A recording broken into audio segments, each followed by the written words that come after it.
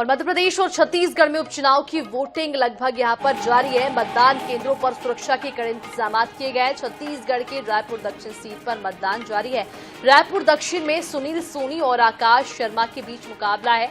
MP में विजयपुर और Budhni seat पर वोटिंग की प्रक्रिया जारी है। विजयपुर में रामनिवास रावत और मुकेश मल्होत्रा के बीच मुकाबला है।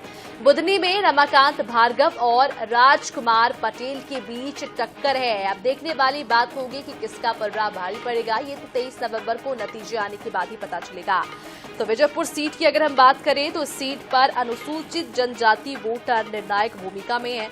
ये सीट कांग्रेस विधायक रामनिवास रावत के इस्तीफा देने के बाद खाली हुई थी, जिसके बाद कांग्रेस इस सीट पर अभी तक ओबीसी प्रत्याशी उतारती आई थी, लेकिन इस बार कांग्रेस ने आदिवासी कार्ड खेला है। कांग्रेस ने इस सीट से मुकेश मल्होत्रा को चुनावी मैदान में उतारा है। अब देखने वाली बात होगी कि किसका पलड़ा भारी पड़ेगा। तो उपचुनाव को लेकर यहां पर मतदान की प्रक्रिया जारी है। तो मध्य प्रदेश में उपचुनाव के लिए मतदान की प्रक्रिया जारी है। 2 सीटों पर आज मतदान हो रही है। तस्वीरें आप तक पहुंचा रही हैं। बुधनी और विजयपुर सीट पर आज मतदान की प्रक्रिया जारी है। केंद्रीय मंत्री शिवराज सिंह चौहान के लोकसभा सांसद बनने के बाद सीहोर जिले की बुधनी सीट खाली हो गई थी। इस सीट पर बीजेपी से पूर्व सांसद रमाकांत भार्गव और कांग्रेस से राजकुमार पटेल उम्मीदवार है। बुधनी में समाजवादी पार्टी भी मैदान में है। बुधनी विधानसभा क्षेत्र में कुल 2 लाख से भी ज्यादा मतदाता यहां पर मौजूद है। सीट को लेकर यहां पर कांटे की टक्कर देखने को मिल रही है। तो मध्य प्रदेश की 2 सीटों पर उपचुनाव को लेकर मतदान की प्रक्रिया जारी हो गई है। लोग बढ़ चढ़कर मतदान केंद्र पहुंच रहे हैं। तो मध्य प्रदेश में बुधनी और विजयपुर विधानसभा सीट पर उपचुनाव के लिए वोटिंग शुरू हो गई है। सुबह 7 बजे से शाम 6 बजे तक ये वोटिंग चलने वाली है।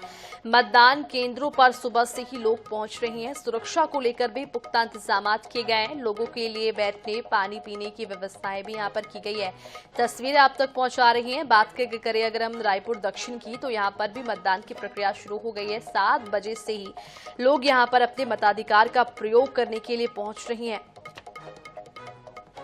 तो रायपुर दक्षिण विधानसभा उपचुनाव के लिए वोटिंग सुबह 7 बजे से शुरू हो गई है। शाम 6 बजे तक ये चलने वाली है।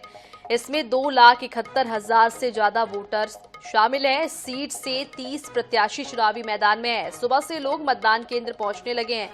यहां मुख्य मुकाबला बीजेपी से सुनील सोनी और कांग्रेस से आकाश शर्मा के बीच है। 23 नवंबर को इसके नतीजे भी आ जाएंगे। सुरक्षा के लिहाज से करीब 500 जवानों की तैनाती यहां पर की गई है, जबकि सीआरपीएफ कंपनियों की भी तैनाती यहां पर की गई है। रायपुर कलेक्टर और जिला निर्वाचन अधिकारी डॉक्टर गौरव कुमार सिंह ने वोटिंग के लिए छुट्टियों के आदेश भी जारी कर दिए। सभी शासकीय और प्राइवेट ऑफिस में काम करने वाले अधिकारी कर्मचारी जो कि रायपुर दक्षिण विधानसभा के मतदाता हैं, उन्हें पूरे दिन की छुट्टी आज दी गई है।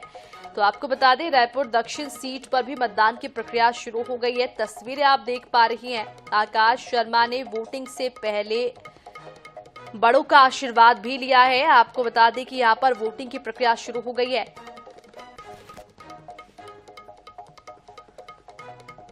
और चलिए हमारे साथ महावीर शुक्ला विजयपुर से लाइव जुड़ चुके हैं। महावीर, आपसे जान लेते हैं, मध्य प्रदेश में 2 सीटों को लेकर उपचुनाव है, विजयपुर और बुधनी। ऐसे में क्या कुछ तस्वीरें आप वहां पर देख पा रहे हैं मतदान केंद्रों पर? जी बिल्कुल, देखा जाए तो सुबह से 7 बजे से ही मतदान केंद्रों पर मतदान करने के लिए काफी सारी भीड़ लगी हुई है। और यहाँ पर आज जो मतदान होना है वो 327 मतदान केंद्रों पर मतदान होना है। और जो मतदाताओं की संख्या है वो 2,54,714 है। और सुरक्षा की दृष्टि से देखा जाए तो करीब 2000 पुलिसकर्मियों को सुरक्षा व्यवस्था में लगाया गया है। वहीं पानी की और जहाँ पे छाया हो उसके लिए टेंट भी लगाया गया है। आपका वोट कब गया ना? अगर आप दो पता आ जाएंगे जब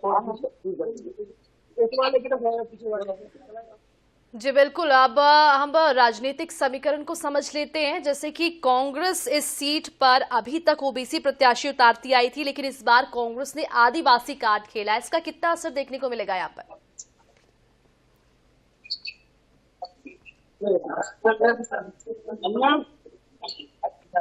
आजा भाई।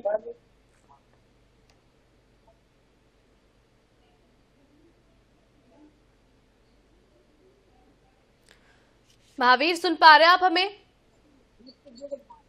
अरे सबसे